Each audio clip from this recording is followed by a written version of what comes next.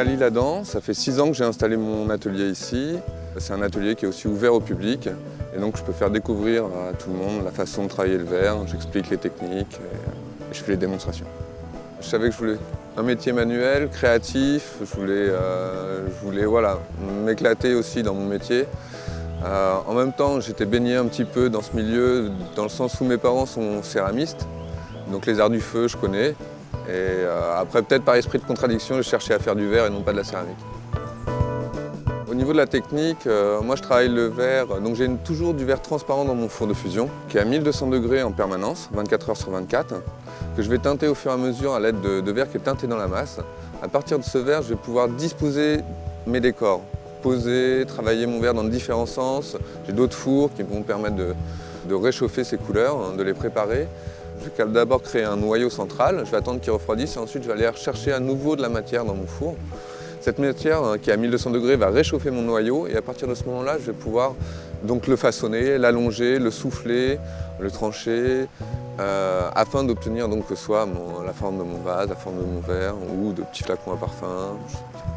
Le verre, c'est une matière qui refroidit très très vite. On a à peu près 3 minutes pour le travailler avant qu'il soit figé.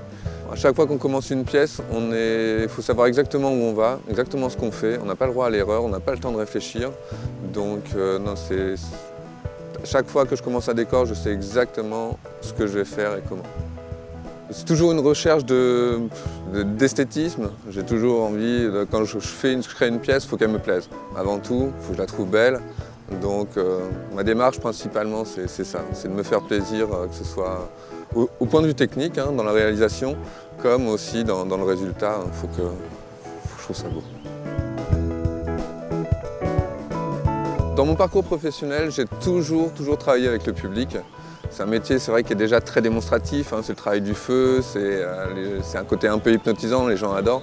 Donc c'est vrai que moi j'ai toujours eu cette démarche de faire profiter au public et donc d'ouvrir mon atelier au public de façon à ce qu'ils puissent me voir travailler, voir mes créations et donc partager tout ça avec eux. Ça fait plusieurs années que je joue mon atelier lors des GEMA. Moi, c'est toujours quelque chose de réussi, puisque les gens qui viennent sont intéressés, ils ont fait déjà un peu leur choix, grâce à toute la communication qui est faite autour de cette journée, de ce week-end.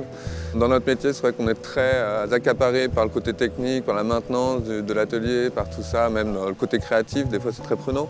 Et donc le fait d'avoir justement d'autres organismes qui, eux, sont spécialisés, qui sont vraiment pros dans la communication, c'est super de pouvoir profiter de ce savoir-faire aussi. Voilà, donc mon atelier est ouvert au grand public.